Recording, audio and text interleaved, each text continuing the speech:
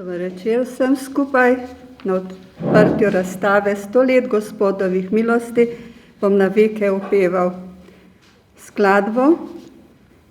Angleško tradicionalno Greensleeves je zaigrala mlada flavtistka Elizabeta Emma Kerin ob spremljavi ravnatelja glasbene šole profesorja Daniela Eyerja. Sedaj pa vabim k pozdravni besedi predstavnico družine, gospo Manico Ferenc, in potem provincialno predstojnico, sestro Veroniko Verbič. Sestra Mira, hvala za zaupanje. Dober večer vsem skupaj, lepo pozdravljeni v galeriji Družina. Družina, ki je letos stopila svojo 70.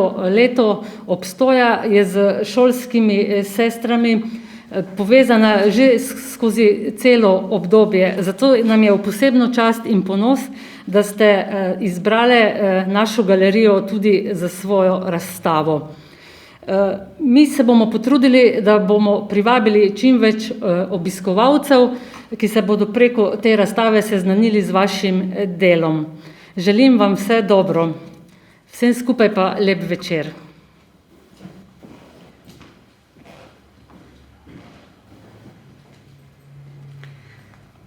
Tako, dober večer tudi z moje strani.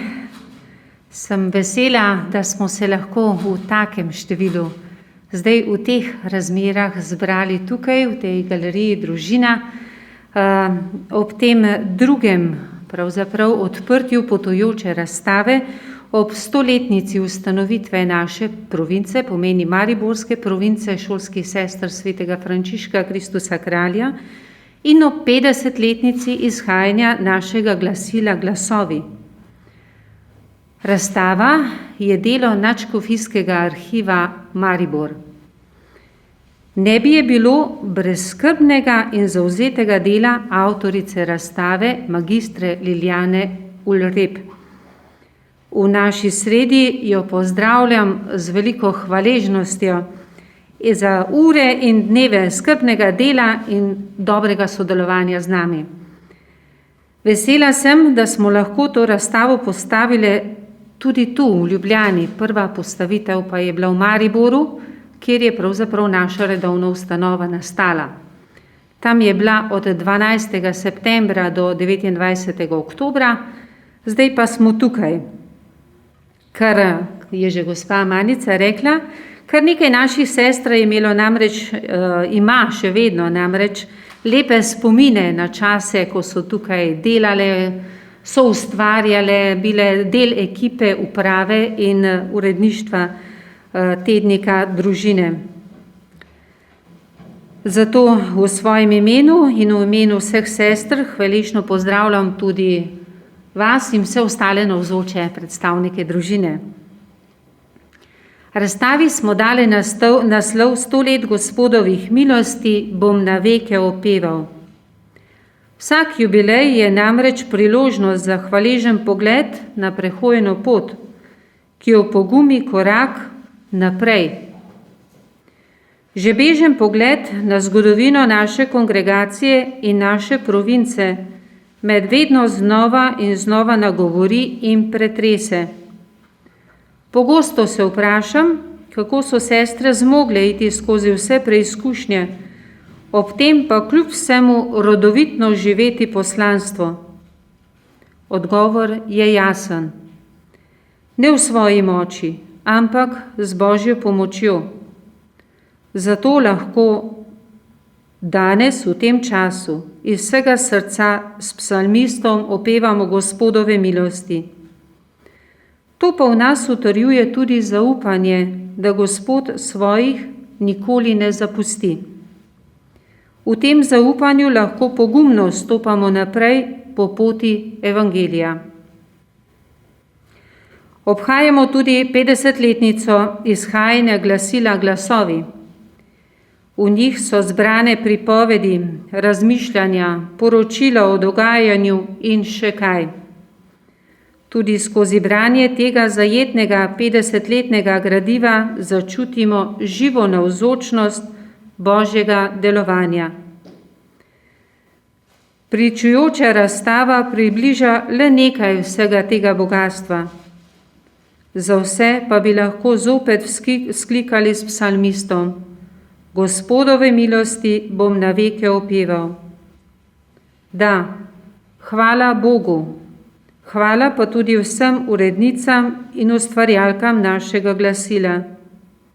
Ustvarjalnost ni imela meja in naj jih nima niti v prihodnosti. Vse pa naj bo v Božjo slavo. Pričujoča razstava naj nam danes, ta večer tukaj zbranim, pa tudi sicer mnogim, približa 100-letno milostno pot naše mariborske province. Skrbno izbrana besedila, fotografije, dokumenti naj vsakemu obiskovalcu prebudijo hvaležnost, mu dajo pogum za nove korake v življenju ter ga navdihujejo za nove pobude v dobro ljudi. Vsem želim lep in prijeten večer.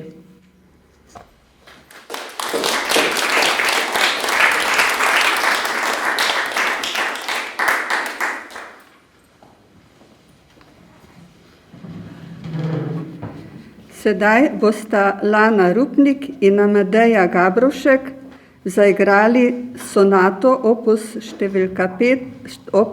številka 12, Koreljevo sonato.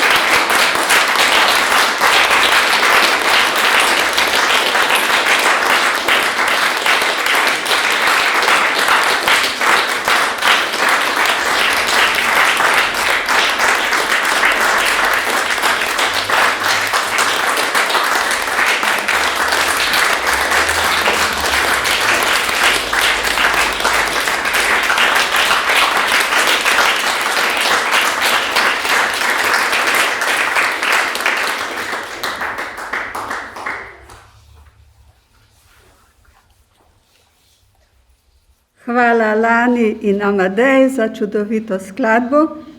Sedaj pa povabim k mikrofonu arhivistko Nadškofijskega arhiva v Mariboru, gospo Liljano Urlep, avtorico razstave, da nam predstavi to razstavo.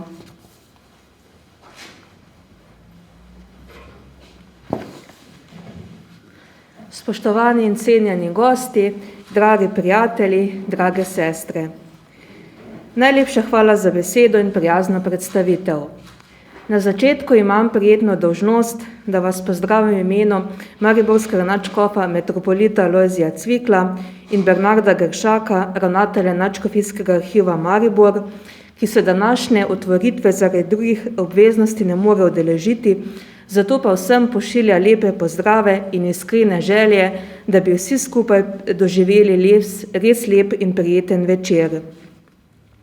Današnji čas in današnja cerkev potrebujete zelo različne sodelavce, može in žene, mlade in nekoliko manj mlade, duhovnike in laike.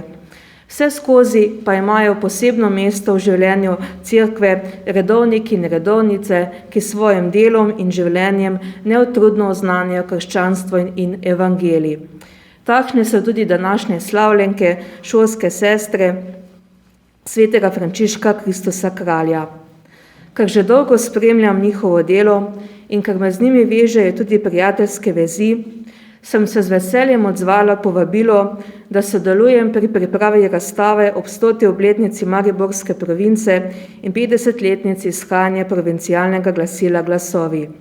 Tako je nastala naša današnja razstava, v kateri sta predstavljena razvoj in utrip Mariborske province v teh 100 letih. Razstava temelji na reprodukcijah arhivskega gradiva, ki se nahaja na posameznih skupnostih, arhivu Mariborske province ali pa v Nadškofijskem arhivu Maribor. Razstava je plod skupnega dela arhiva in pa šolskih sester. Uspeli smo, ker smo sodelovali in ker smo stopili skupaj. Razstave je dodanih tudi nekaj multimedijskih vsebin, za katere upam, da se boste kasneje lahko tudi ogledali. Tako kot smo danes že slišali, je razstava potujoča. Prva otvoritev je bila v Mariboru, danes pa najprej gostuje tukaj v Ljubljani. Tako Ljubljana kot galerija Družina imata simbolen pomen v življenju šolskih sester. V Ljubljani je sedaj že nekaj dolgih let sedež province z verskimi časopisi, tudi z Družino, pa so bile povezane šolske sestre, tako kot je bilo danes že večkrat omenjeno. Pričujoča razstava je sestavljena iz več vsebinsko-kronoloških sklopov, ki segajo od obdobja rasti in obilja v času med vojnama, obdobja preizkušenj in težav v času med in po drugi svetovni vojni in obdobja iskanja novih poti v času po drugem Vatikanskem koncilu. Razstava se končuje s pogledom v prihodnost in pa preteklost. Dovolite mi, da vam sedaj na kratko obnovim nekaj dejstev o šolskih sestrah, tako kot so predstavljene tudi na razstavi. Prve šolske sestre so na Slomškovo pobudo oziroma željo prišle v Maribor daljnega leta 1864. 5 let kasneje je mala skupnost pod vodstvom matere Margarete Puhar postala samostojna kongregacija. Iz skromne skupnosti, ki je v Maribor prišla z namenom, da bi skrbela za žensko mladino, je v naslednjih desetletjih zraslo veliko in mogočno drevo. Sestre so namreč odpirale številne nove skupnosti, tako na slovenskih tleh kot v tujini, tako na Hrvaškem, Egiptu kot v Ameriki in se veselile novih duhovnih poklicev. Če so se prvotno posvečale predvsem vzgojno-izobraževalni dejavnosti, so se med vojno začele ukvarjati tudi z bolniško nego.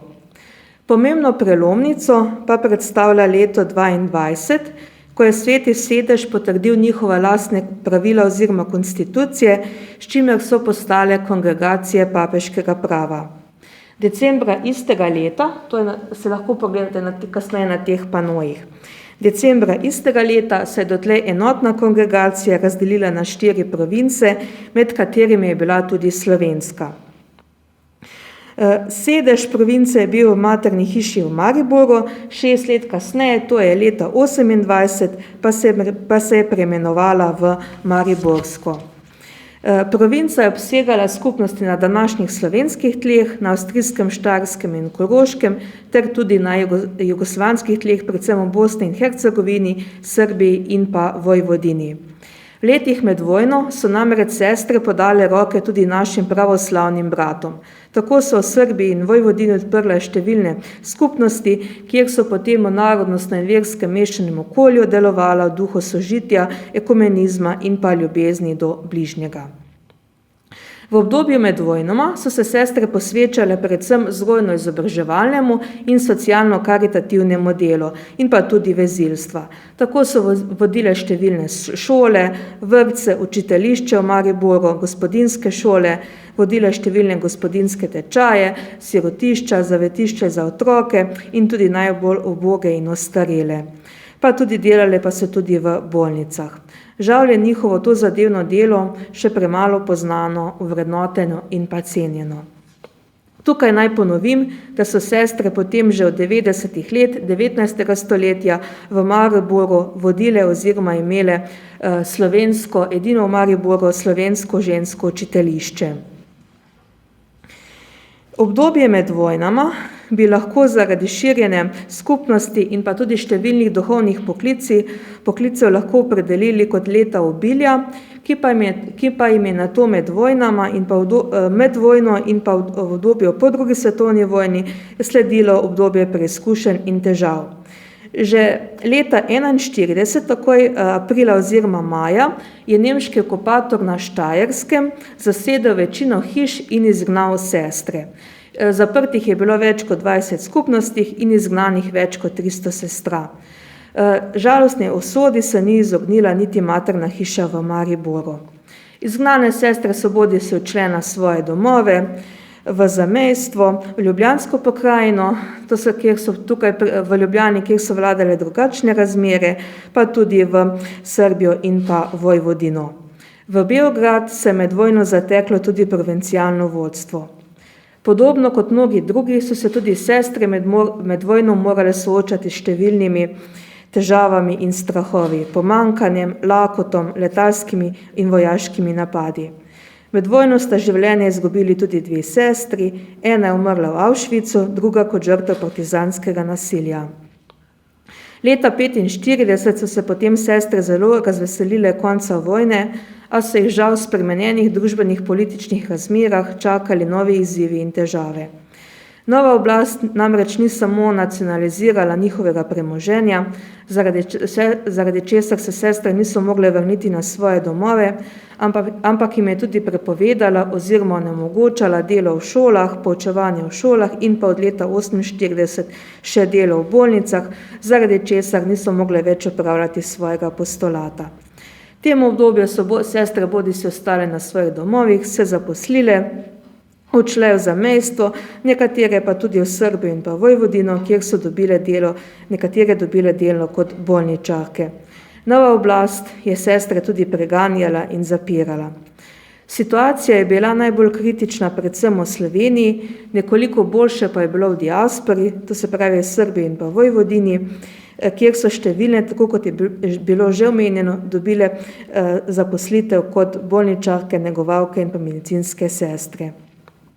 Rečemo lahko celo, da se je po tem desetletjih po vojni središče oziroma težišče njihovega delovanja preneslo v diasporo. Po tem obdobju najhujših preizkušenj v času med in po drugi svetovni vojni so se sestre potem pogumno lotile novih poti. Najprej obnove redovnega življenja oziroma življenja v skupnosti. V ta namen so uredile številne nove hiše, kamor so se sestre lahko vrnile. Lotile so se iskanja novih oblik delovanja, novih oblik apostolata in skladno z duhom drugega Vatikanskega koncila tudi temeljite obnove redovnega življenja, ki je temeljila na poglobitvi osebnega duhovnega življenja v skladu z frančiškanskimi ideali.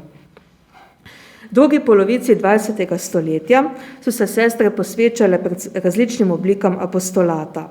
V nasprotju z obdobjem med vojnama, ko sta prevladovala predvsem vzgojno-izobraževalna in socialno-karitativna dejavnost, je v tem obdobju so se posvečale predvsem katechetsko-pastoralnemu delu. Sestre so delovale kot katehistinje, organistke, voditeljice duhovnih vaj. Spet druge so delovale kot gospodinje v raznih cerkvenih ustanovah in na župnijih in se na takšen način vključevale v pastoralno delo. Bile so tudi umetnice, kot je bilo že danes omenjeno, pa so sodelovale tudi pri izdajanju verskega tiska, tudi družine. Predvsem sestre v Srbiji so se posvečale bolniški negi. V 70. in 80. letih so sestre začele z organizacijo dobro obiskanih gospodinjskih, kuharskih in pašivilskih tečajev, s čimer so nekoliko obudile predvojno vzgojno-izobraževalno dejavnost. V 90. letih oziroma na začetku 90. let so sestre z velikimi upi in pričakovanji spremljale nastanek nove slovenske države, ki so vse skozi podpirale z gorečo molitvijo. Po osamosvojitvi se mi je uresničila goreča želja, navrnitev oziroma denacionalizacija materne hiše v Mariboru, ki so nato z veliko ljubeznijo in truda obnovile.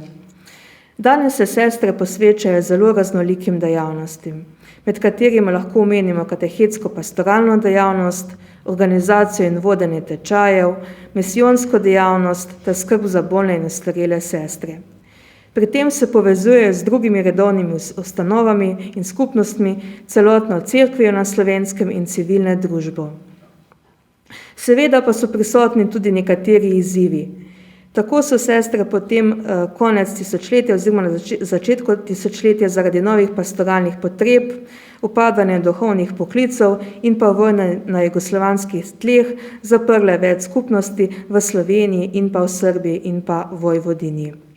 Kljub temu pa sestre danes z optimizmom gledajo v prihodnost in se veselijo novih izzivov.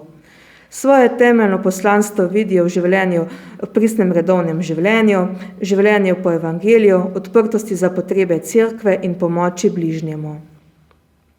Če se sedaj ob koncu ozremo nazaj v preteklost, lahko vidimo, da se je sestram v tem stoletju in pol zgodilo marsikaj. Sestre so doživele vzpone in padce, veselje in žalost, radost in bolečine, nikoli pa niso izgubile moči in poguma za soočanje z novimi izzivi in vere ter zaupanje v Božjo previdnost, ki jih je vodila v vseh teh dolgih letih. Dovolite mi, da na koncu izrečem še eno misel. Prepričana sem, da lahko zgodba šolskih sester, ki vsaj nekoliko ponazarja ta razstava, nagovori marsikoga. Tako mlade, ki morda razmišljajo o duhovnem poklicu, duhovnike in redovnike, da vztrajajo na svoji poti, pastoralne delavce, da se svojemu plemenitemu poslanstvu posvečajo z vso predanostjo in ljubeznijo. Prav tako pa nam je lahko vsem zgled njihova nesebična skrb za bolne in ostarele sestre, ki se ji posvečajo res vso ljubeznijo in predanostjo. Prav tako pa lahko njihova zgodba nagovarja vse nas, da je treba zmerom iskati novih poti, z optimizmom gledati v prihodnost in seveda prepoznavati znamenje časa. Seveda pa nas njihov zgled tako po čisto človeški plati vabi tudi k prijaznosti, gostoljubnosti, optimizmu in k prijateljstvu. Na koncu mi dovolite, da se zahvalim vsem, ki so kakorkoli pomagali pri postavitvi te razstave, še posebej našemu današnjemu gostitelju Galeriji Družina. En velik hvala oziroma Bog plača iz Maribora.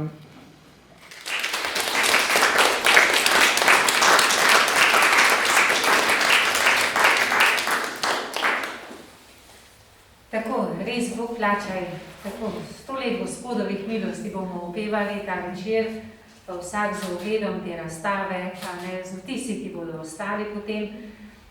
To, kar smo slišali, je drobec vsega, kar je 100-letna zgodovina stkala v eno veliko tkanino. Tako da ja, res Bogu hvala, zdaj pa seveda, draga gospa Lidijana, hvala.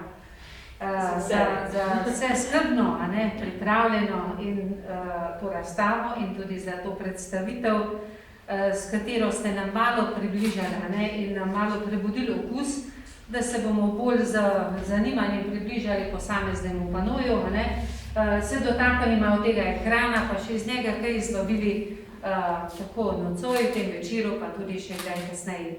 Tako da res Bog povrni. Tako, res hvala.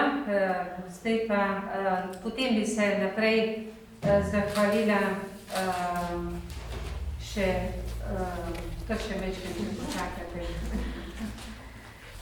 Ja, tako še malo pozornosti bomo dodali k temu, tej zahvali, a ne, da kar pripada ob koncu. Hvala.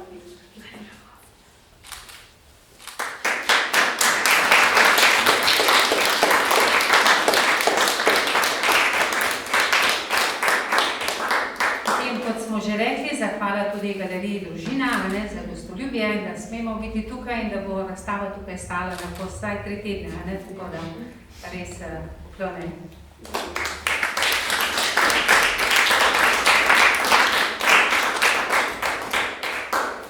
Tako, zdaj pa gre zahvala našim glasbenim mojstrom in mojstricam za tako lepo glasbeni večer, ne, to obogatitev, da ste z melodijo inštrumentov in predvsem z darovi in talenti polepšali in vpletli niti znotraj teh niti besed, ne, tako da res poklonaj in hvala vsem nastopajočim, mentorjem in ravnatelju glasbene šole. Tako pa res želimo vsem, da bi ti talenti se razvijali in še bogatili predvsem srce vsakega osebno, ker to je največji dar, ne, potem pa seveda dar je pa dan za občestvo in naj se to razliva na vse okrog. Tako res hvala vsaki posebej in vsem skupaj. Nisem slikala. Pa vas kaj poglavi, če še nekaj stopne naprej, ne? Tako da je.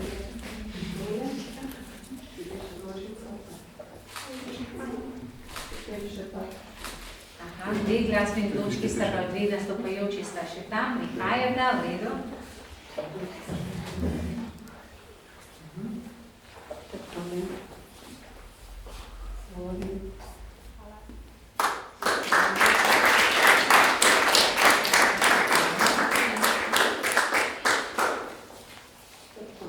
To pa gospodu ravnatelju, vsem mentorjem in tako izvolite za malo.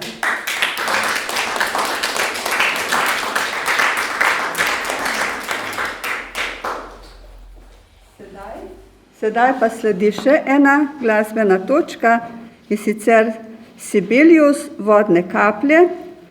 Zaigrala bosta Lana Rupnik in gospod Daniel Ejer.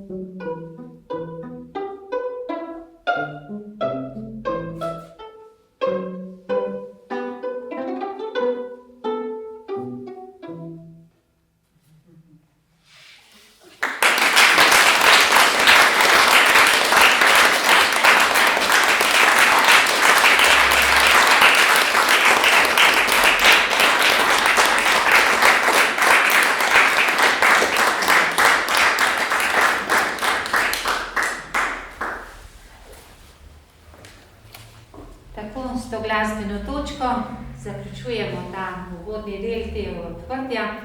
Razstava je torej odprta in vabi pogledu. In vas kar povabim, da se sprehodite od panoja do panoja, malo se pomešate, pogledate. Teče v to smer, ne, tako da kronološko. Se pa da tudi nazaj vrata, ne, tako da kakorkoli z vseh strani in vam želim res tak prijeten pogled. Hvala za navzočnost, da ste bili z nami in ostanimo še malo z nami skupaj v tem večeru.